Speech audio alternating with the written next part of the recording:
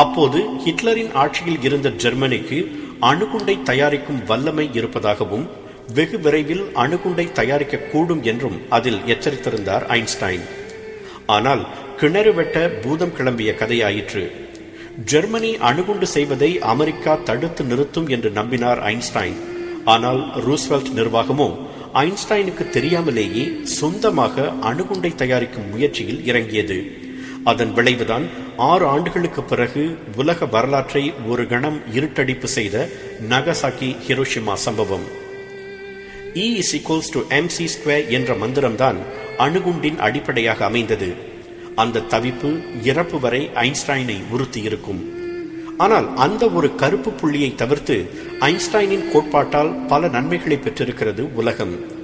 உண்மையில் sir Isaac நியூட்டனின் கண்டுபிடிப்புகள் பைபிளின் பழைய ஏற்பாடு மாதிரி என்றால், ஆல்பர்ட் ஐன்ஸ்டைனின் சார்பியல் கோட்பாடு பைபிளின் புதிய ஏற்பாடு மாதிரி என ஒரு ஒப்பீடு கூறுகிறது.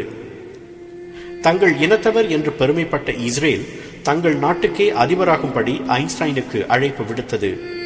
நான் அரசியலுக்கு லாயக்கில்லாதவன் என்று சொல்லி அந்த பதவியை ஏற்க மறுத்துவிட்டார் ஐன்ஸ்டைன். சுவிட்சர்லாந்தில் பயிலும் போது மிலவா என்ற பெண்ணை காதலித்து மணந்தார் ஐன்ஸ்டைன். 2 பிள்ளைகளுக்கு தந்தையானார்.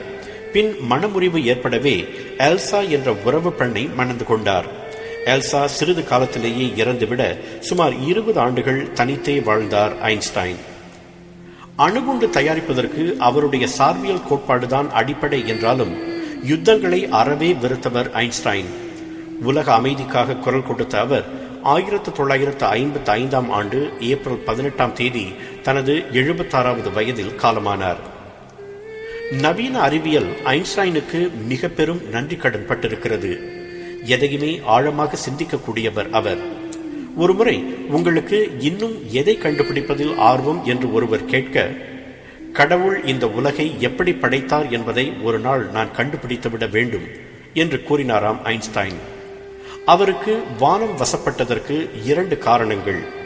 ஒன்று ஆழமான சிந்தனை,